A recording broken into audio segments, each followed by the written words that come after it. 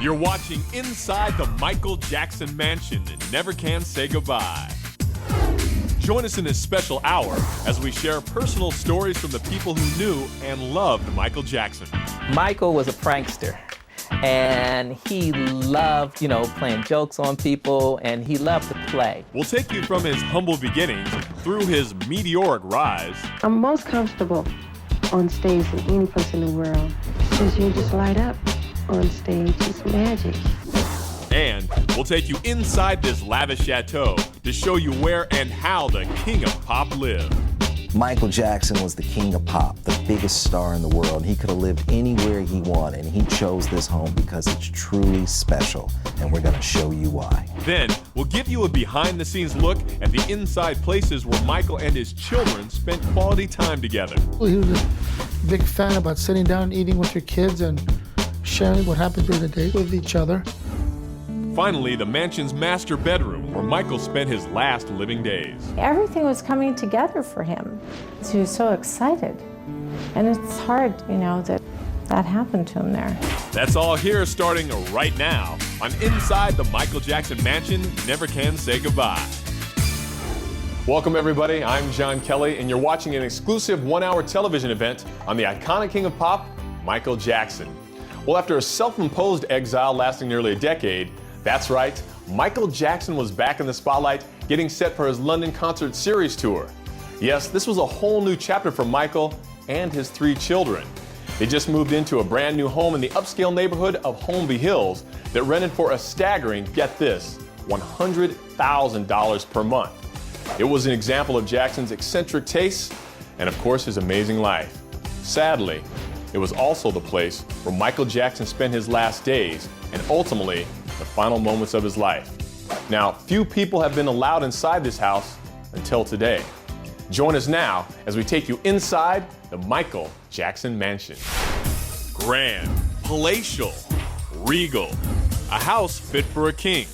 Well, not so far off, since it was the last home to the King of Pop, Michael Jackson. It's the feel of the house. When you walk in, the grandness and everything, but I think the entryway got him. He walks in and he goes, this is it. When he did want something, he had a way of getting it. This is the place where he and his children found refuge and tranquility while he prepared for his final tour.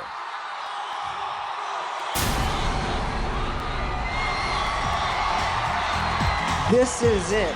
This is it. At a press conference in London, Michael Jackson announced his concert tour, This Is It. It was his first concert tour since history in 1997. I'll be performing the songs my fans want to hear. This is it. This is really it. This is the final curtain call. This is it, and see you in July. The reclusive King of Pop, who once shunned the spotlight, was now stepping directly into it. And there's no neighborhood better suited for Hollywood royalty than the area of Holmby Hills. So perhaps it's not surprising that when Michael Jackson returned to Los Angeles, this is the neighborhood where he chose to live. The house at 100 Carrollwood is in one of the most exclusive areas of Los Angeles. It's right on the corner of Carrollwood and Sunset. There's a lot of celebrity that live in that area. Elvis Presley actually had a house near there. The other king, Elvis Presley, lived right across the street. I was concerned because the star maps are there and stuff, and he didn't really care. There aren't many neighborhoods more star-studded than Holmby Hills. Every day, tourists flock to this vicinity to see where their favorite celebs live. A star map tour will take you past the Holmby Hills homes of such Hollywood icons as Marilyn Monroe, Walt Disney, Fred Astaire, Gregory Peck, Charlie Chaplin, and Lucille Ball. He wanted to be in the Bel Air, Holmby Hills area, and I knew all the homes, even properties that weren't on the market. Joyce Essex, the #1 realtor in Southern California, had the pleasure of finding Jackson his new home. He didn't mind being in LA right now. I think that was part of his thing. He wanted to be a little more back in the action, but he wanted privacy in his home. His home, a 20,000 square foot mansion situated in the ultra-exclusive and outrageously expensive suburb of Beverly Hills. For Michael, it was just far enough away from the hustle and bustle of fast-paced LA. This house is so classy. There's a really sense of elegance in the home. The minute you drive up the gate and those beautiful gates open, you know that you've arrived to a place that's very special. The house was built by developer Mohammed Hadid for his family back in 2002. It's romantic, it's understated, and it's a beautiful house. It's one of the most beautiful homes of all time. This 8-bedroom chateau-inspired home rented for an excessive $100,000 per month. Today's market value, which escalates by the week, is now an astounding $40 million. Michael loved the house. It was grand. It had everything in it he wanted. It worked out perfect for him.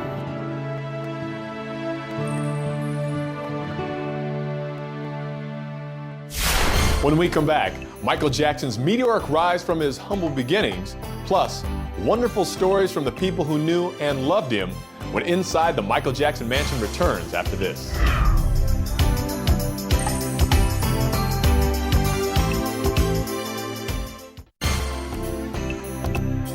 You're watching Inside the Michael Jackson Mansion, Never Can Say Goodbye. No question, Michael Jackson's rise was nothing short of meteoric. His talents, as we all know, were discovered as a very small boy, and once he found that spotlight, he never let it go. The King of Pop dominated the stage for decades. In fact, the stage is where he says he felt the least vulnerable. And it's the place we first idolized our pop icon. You couldn't get much further from the mansions of Holmby Hills than Michael Jackson's humble beginnings in Gary, Indiana, a once thriving steel town just 25 miles outside of Chicago that had once seen better days. It was there that Joe and Catherine Jackson started their family. Michael Joseph Jackson was the 7th of 9 children. Me and Michael were great friends as children, 9, 10, 11, all the way up until young adulthood. Kerry Gordy, record producer and son of Motown great Berry Gordy, grew up with Michael Jackson. He gave us a little insight into who the pop star was. Michael was a prankster, and he loved, playing jokes on people, and he loved to play. So I saw him as a kid, but the way that he was and all of the talent that he had, not just dancing, but writing and singing. I mean, he was amazing on all fronts. Amazing he was. In 1968, at the ripe old age of 9, Michael made his debut as he joined his brother's group, the Jacksons, which soon became the Jackson 5. As a little kid, we put him up front because he danced so much and had so much energy. Michael signed to Motown when he was 8 or 9. It was hit after hit for 7 years. And they had sold in the scores of millions prior to leaving. The Jackson 5 were music phenoms, and in the 70s, their music broke down racial barriers. And they're all holding hands and everybody's rocking and all colors of people are there, all races, and it's the most wonderful thing. The band would soon serve as a launch pad for Michael's solo career. Rock With You was a hit from Michael's first album, Off the Wall. You never know if someone's going to take off because that's not only a timing thing and a God thing and a luck thing, but you knew that he had the potential to be incredible. And boy, was Michael Jackson incredible. Jackson's 1982 album Thriller still remains the world's best-selling album of all time, and 4 of his other solo albums are among the world's best-selling records. From 1979's Off the Wall to 1987's Bad, Dangerous in 91, and History in 95. Everybody wanted to work with him in the music industry, period. I don't know no producer that was like, I don't want to work. Everybody wanted to work with Michael. Rodney Jerkins collaborated with Michael on his #1 hit, You Rock My World. It's one thing to be able to write and work with someone like Michael Jackson, but it's another thing when you have an actual hit record with him. And it's great to know that one of my #1s that stand out on my list with Michael Jackson.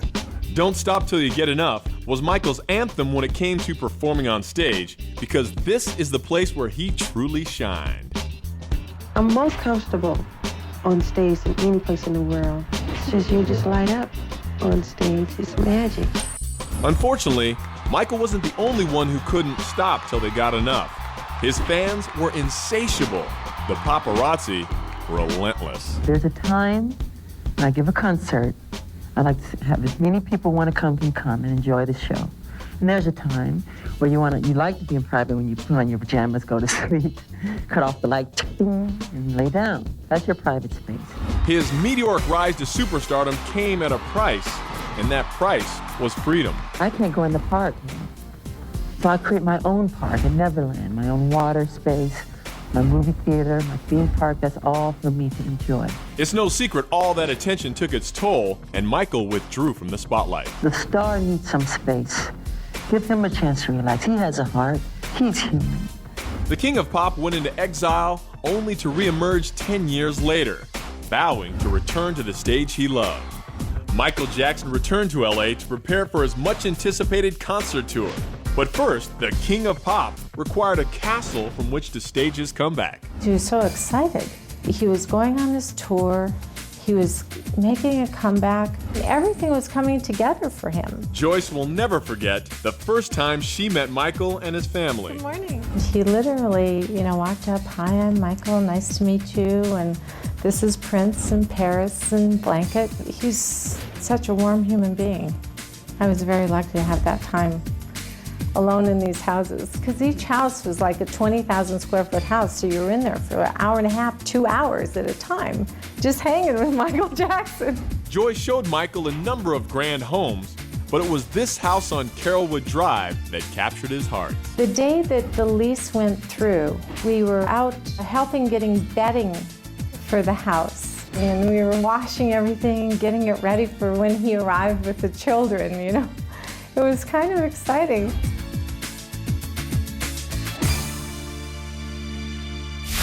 When we come back, we take you for an exclusive behind-the-scenes look inside the last home of Michael Jackson. More inside the Michael Jackson mansion right after this.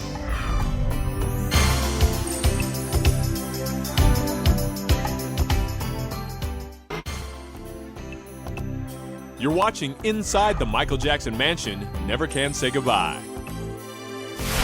Michael Jackson and his children lived in a 20,000 square foot mansion on grounds nearly 4 times that size. This French chateau, fit for a king, showcased Michael's exquisite taste and his extravagant lifestyle. And until now, no one's been able to see where or exactly how the King of Pop truly lived. As you approach these massive beveled hand-blown glass and iron doors in Michael Jackson's French chateau mansion, an entrance of fairy tale splendor greets you. After all, a king, 2 princes, and a princess lived here not so long ago. I've seen every house he's been in. I've been around for years, so to me, it was his taste. He enjoyed it. It was up to his standards. He loved it. It was comfortable. The kids loved it. This comfortable 20,000 square foot French manor had been the home to superstar Michael Jackson and his children since January 2009. And it was very much in tune with his lavish taste and extravagant lifestyle. And never before has the public had such complete and unbridled access to this home until now. As the creator and executive producer of Beautiful Homes and Great Estates, we shot this home, and I thought long and hard about sharing it after Michael's passing, and then I just saw how hard it was for people to really come to terms with it. Love you, Michael! They're standing in front of the gate, they're looking at helicopter shots, where you're basically looking at the air conditioning units on the roof, and I thought, you know what, this is time. It's time to take people inside so they can really connect with him that much more and see how he lived and where he lived. How he lived was like a king in a gorgeous 3-level single-family home with 8 generous bedrooms, 13 sumptuous baths, and 13 stunning fireplaces. I designed it for me to live in a house like that, and finally I moved on to a bigger house, but that particular house was one of my favorite houses I've ever built. Muhammad Hadid was the mansion's designer and Jackson family friend who built this home for his own family. That photograph was taken in my home in Bel Air last Thanksgiving. He said, "I want to stay in your house that one night." So I gave him the house for the evening, and I have a large theater in my home, and they spend a lot of time there with his kids. He loved my home, and that's where he wanted to live, except I was living there. Michael was happy to find in Carolwood another estate that exemplified Hadid's exquisite taste. Once inside this expansive interior space, you can't help but wonder what exactly captured Michael's heart. Perhaps it was the breathtaking 30-foot-high arrival hall showcasing an 18th century Turkish chandelier, or the wide formal staircase with its one-of-a-kind hand-carved banister created from 2 alderwood trees. Or maybe it was simply the mansion's over-the-top elegance. It was a very elegant house, very stunning. Marlon Brando's son Miko, Michael's friend and confidant, knew more than anyone why he found this house so appealing. The way he picked a house, I mean, he liked the furniture, the architect, the layout. I mean, I believe there's a Michael Jackson taste, and he knew what he liked. And he waited to find a house that he would like. This was the house Michael would like, a home grand in every detail and an exquisite piece of art in its own right. From the intricate hand-carved African wood moldings as you walk through every hallway of the house, to the beautifully crafted marble and stunning Russian wood floors that spill into every room. We've used the best of all the materials for that house. It's well appointed with everything from African mahogany doors to the floors of Bavarian walnut. The estate's elaborate architectural elements were a perfect fit for Jackson's flamboyant lifestyle. The exterior alone was built with several $1 million worth of Jerusalem stone. And it has some of the most beautiful furniture that one can buy around the world. Beautiful French antiques, antique tapestry carpets all over. The whole house was beautifully appointed for just a person like Michael. This was an interim residence for the King of Pop, just until he finished his 50 Series London concert tour. So it was a priority for him to settle in and to make this house a home for his family. He actually leased that property furnished. So it was important to him what was in it, his surroundings. He loved artwork. He loved gold statues, marble. He had expensive taste. There was a lot of little paintings there, beautiful paintings that I picked up around the world, and they stayed with the house when I left it. The thing with Michael, it was interesting because he knew artwork and antiques, and he'd walk in and he'd go, oh, this is so-and-so, this artist, I love this piece. And he'd know, like all the artwork, it was just amazing. Another reason why I believe Michael chose that home is because when you walk through there, not only is it warm and engaging, it's very inspiring. And Michael was turning on his creative juices, getting ready to go on a world tour. And of course, he's going to want a place where he can live, have fun, and be truly inspired. He loved the feeling of its intimacy, its grandeur. It's big, but yet it feels like home. And he felt that the house was a perfect place for him and his family to live in. Michael knew how to live. And it was nice seeing that my friend can enjoy what he's worked for. Okay, we've taken you inside the Michael Jackson mansion, but next, we'll walk you through the actual grounds that brought the Jackson family so much peace and joy.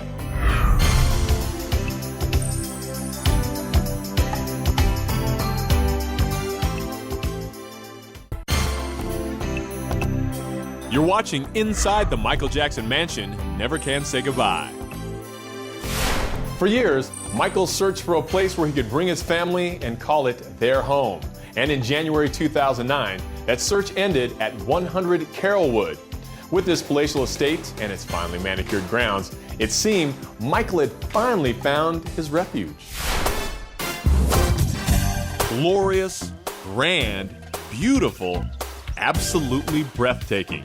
These are just a few words to describe the grounds that surround Michael Jackson's majestic estate. My favorite part of the house is actually the outdoors. It's a beautiful park-like atmosphere. This amazing backyard retreat, along with its fortress wall enclosures, provided Michael and his family the privacy that they needed. According to builder-developer Mohammed Hadid, this was one of the main reasons Michael chose this property. It feels like the home is somewhere in France. It doesn't seem like in the middle of Beverly Hills or Holmby Hills. It's quiet, it's enclaved in this beautiful lot of trees. So it feels like you're sitting in a country estate, yet it's in the middle of the city. The backyard is very lush, it's very open, plenty of space, and it runs parallel with Sunset Boulevard. Hadid situated the lot 15 feet lower than the street level along Sunset Boulevard in order to enhance the yard's sense of seclusion. You can drive Sunset and easily pass it because on Sunset it's just a wall, hedges, and trees. So there's plenty of privacy there in the backyard. And of course, you can't help but notice the Olympic-sized swimming pool. In lieu of steps, this enticing pool features a beach entry, which gently slopes beneath the water. This spacious park area of the house is where the Jackson family actually found their bliss. The kids were happy running around. He was running around too with the kids. It was just a fun environment. You can almost hear the echoes of laughter. This is where Michael and his 3 children splashed around and threw water balloons at each other while jumping in and out of the pool. I enjoyed the pool, my kids enjoyed the pool, and it seems like his kids enjoyed the pool. He was just a regular guy, just easygoing, you know, full of laughter, liked to play around, liked to joke around, just full of life. Michael and his kids enjoyed all of the outside living spaces here. The fireplace is outside by the pool is a perfect place.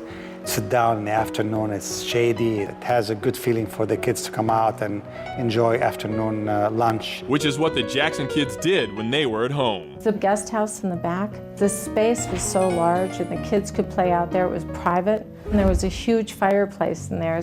And the one day we went there, it was raining outside. So we were like walking in the rain and trying to like get the fireplaces going and everything. And he would sit there and just relax and look around the room and go, this is a great room. It was happy for him to be there with the children. The estate's generous verandas offer the Jacksons a respite from the sun. There's about 10,000 square foot of verandas around the house. From any bedroom, one can enter into a veranda overlooking the gardens. The patio areas continued the mansion's use of the most luxurious materials money can buy. The patio area is all floored with reconditioned stone from Jerusalem, and the pilasters were from French limestone. It has great seating areas and shaded areas, so it's for family to enjoy. It's the best place. Tucked away in the back corner of the spectacular home is a mountain retreat. We also have natural stone waterfalls, and it feels like it's been there for several hundred years. The water flows into an enticing koi pond, along with an adjoining jacuzzi. And much in the same way as Neverland, this house had grounds that were picturesque and stunning with serene color palettes, the kind fit for a king. This home became Michael's very own Shangri-La. Michael couldn't go out to the park, so he created his own park in the backyard. He had to create a space where it was really private and just a great place for him to just hang out. Next, we'll take you inside this opulent Russian-style theater where Michael and his family got to see first-run premiere movies all in the privacy of his own home. More from inside the Michael Jackson mansion right after this.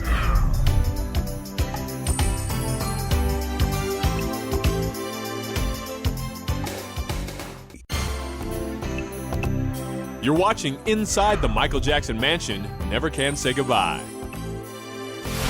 It's no secret the greatest performer of all time loved to entertain, both on stage and at home. Because of his celebrity, unlike you and me, Michael couldn't just go out and catch a flick or enjoy a movie. Instead, he created his own magical world right inside his house. From a grand Russian-inspired theater to a fully equipped gym, all the way down to a private billiards room. That's right, if the King of Pop wanted it, yeah, he got it. And with all those amenities, it's no wonder Michael never wanted to leave his house.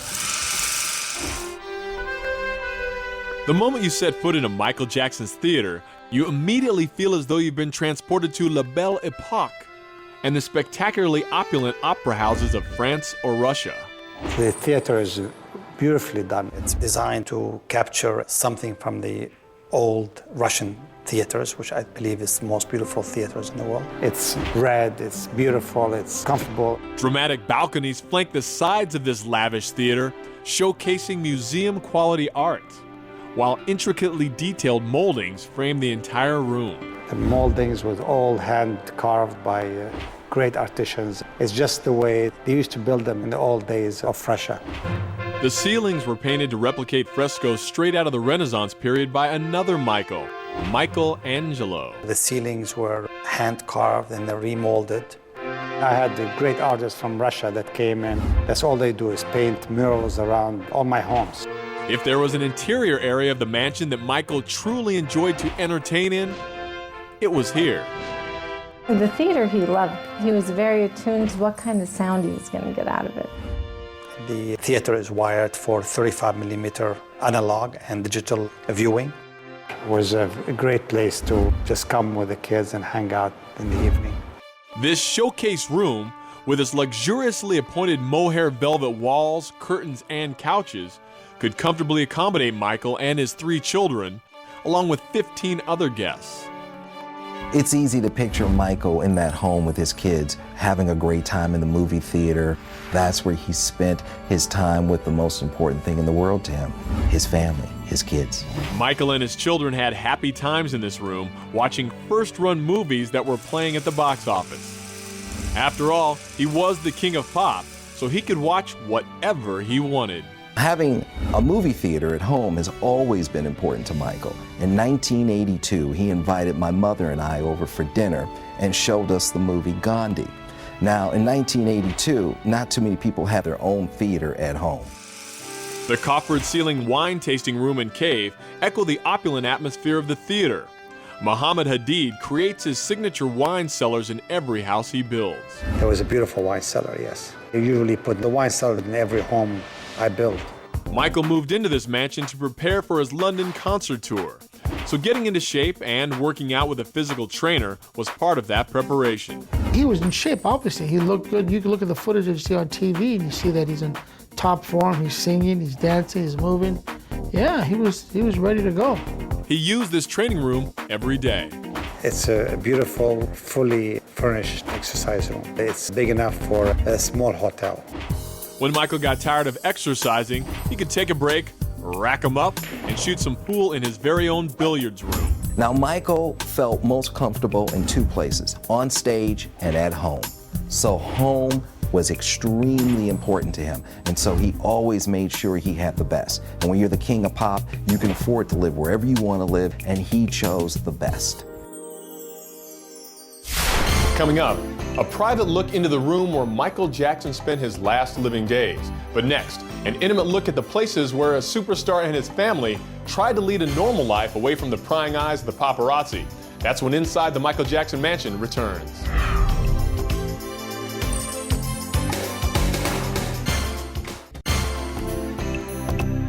You're watching Inside the Michael Jackson Mansion, Never Can Say Goodbye.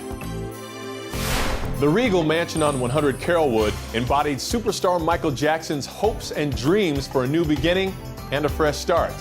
This is where the reclusive Jackson was planning a comeback after nearly a decade of avoiding the limelight. Now, according to Michael's friends, he was truly happy in his new home. And now, you're about to see why. This house was the perfect place for the Jackson family. Michael and his 3 children, Prince Michael I, Paris, and Prince Michael II, were having the time of their lives at 100 Carrollwood, according to friend Miko Brando. There was just a nice house for him and his kids. There was just a nice home base for now while he was rehearsing. He'd make fun wherever he went. You knew it was going to be fun. You knew it was going to be different. You knew it was going to be exciting. He lived a good life. For the Jackson kids, it was simply magical. It had to be, since they literally lived, played, and were homeschooled in the house. He loved those children more than anything in the world. Every time I saw him, actually, the children were with him. And they were always just happy and with him, and they would have fun and laugh. And occasionally he'd walk through the house and hum a song, and I was just like, oh my gosh, Michael Jackson's like singing in the house. You know, it was just exciting. The superstar's family nutritionist, Cheryl Lynn Lee, made several visits to the Jacksons' Holmby Hills home, and she got to witness this love firsthand. You walk into the house and just the wonderful music, the classical music that was ongoing, and just the love and interaction between he and the children was just so genuine. The interior places where Michael loved to spend time with his children were in the family and dining room areas. The area he loved was the kitchen area and the living area. You can eat, drink, watch TV, and do everything around one area. This is the family space where Dad, Michael, and the kids had a date every single day. When he got home, there'd be food for him and for the kids, and have the 3 square meals a day. In this day and time with everything going on with him, and I'm sure his schedule has been very busy, they sat down together and had dinner together and had breakfast together. I mean, how many people today sit down as a family? I loved seeing that. It was so beautiful. He was a big fan about sitting down and eating with your kids and sharing what happened during the day with each other. And we can tell you the superstar loved to eat, and his favorite dish came from south of the border. Enchiladas, cheese enchiladas. He loved Mexican food. We definitely do some damage eating some food together. Yeah, he loved Mexican food. One of the mansion spaces that Michael was most excited about and that would become his private retreat was the library, a rich masculine mahogany space punctuated with a handsome ebony marble fireplace. It's very simple with a beautiful fireplace, hand carved by some of the best artisans in the world. The library is tremendously elegant, really very well appointed, and it's easy to read in. This was the room where Michael kept his valuable and extensive book collection. He was an avid reader. He loved to read. He's got the biggest book collection of everybody I know. And if he was working on a project, he'd have me go out and buy everything on that particular subject. So he'd have a stack of books and he'd read it and he'd study it. And that's why I think he's such a brilliant businessman. I've seen him constantly reading to the kids, constantly reading books. Producer and friend Rodney Jerkins will always remember the times he spent in the Jackson family home. I never forget one of my first sessions in New York. I was in New York working, and Paris was just born. And he had a book that said Parents in, and he pointed at the book and then pointed back to himself, and he said, I'm a father. So he was very proud of that. He wanted to have something that he can see his kids at all times, and that was a perfect place for him. He told me that was a dream home, and this is like what he envisioned that he wants for him and his family to live in for the rest of his life. Next, we'll take a look at Michael Jackson's master bedroom. That's when Inside the Michael Jackson Mansion returns after this.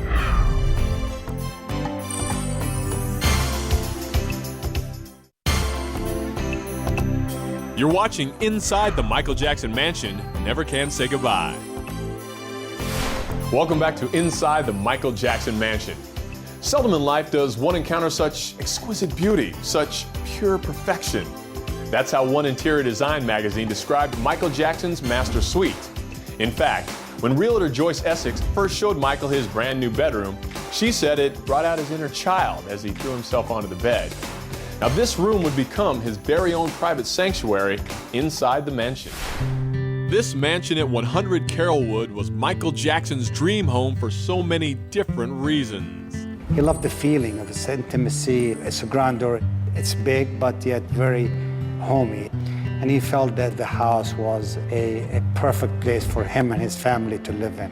Every room in this house is one architectural gem after another, but it's the living quarters that make this house ultra special.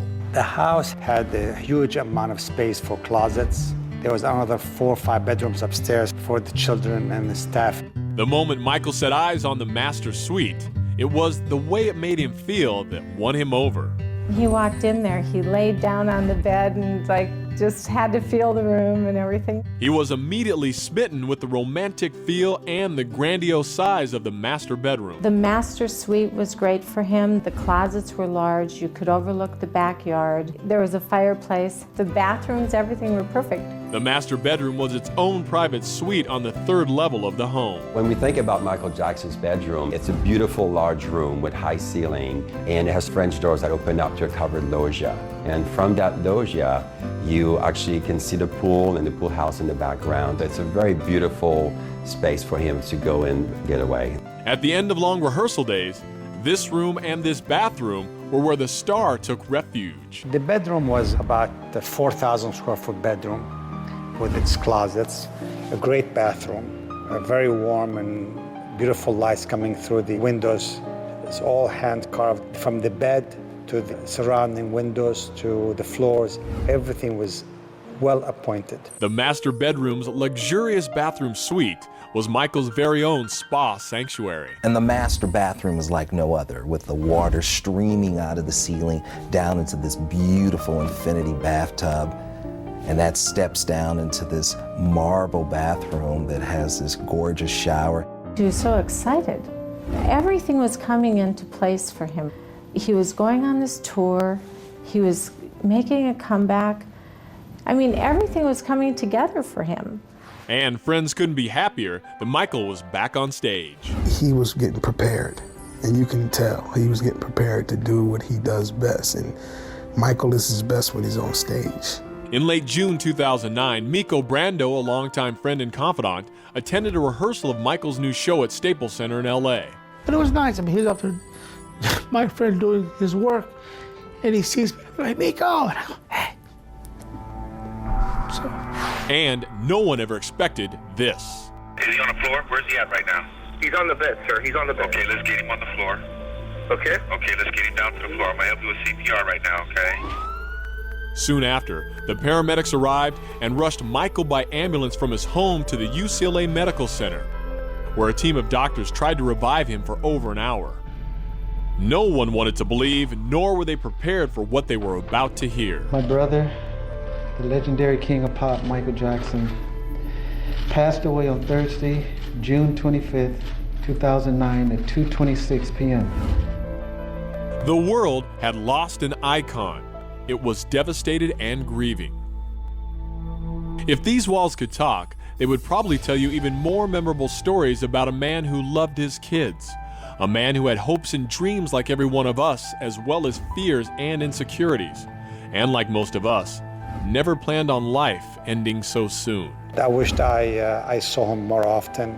He did call a couple of times in last days just before, and I wish I was here to see him, but he's a very kind man and a sweetheart and very great father to his children. We may never truly know what happened in Michael Jackson's mansion on the day of his death, but friends hold on to memories of the happy times he had here. He enjoyed it. He really loved it. It's nice to see that. He enjoyed the home while in his last days. I feel blessed that he was there. I wish he spent more time there, and of course, I wish I built a home for him to live a longer life. To you, this house might seem just an empty space, but to Michael's friends and fans, this was his home. It's strange to me because the whole thing with that house, it was supposed to be like the happy place to go. The kids and everybody was so excited about it. And it's hard to think of it that way, you know, that happened to him there. Michael was a very special human being, and we were really fortunate to ever have him. And he is someone that I will always miss. He was the greatest entertainer to ever walk upon the earth, and he really tried to make a difference. He was the best father, the best entertainer, the best friend I've ever had. Any category you want to put Michael in, to me, was the best. He was just the man. He was just a great person with a great heart. You can't say goodbye to someone like MJ, because when I leave out of this building and when I cut my car on, I'm listening to Michael.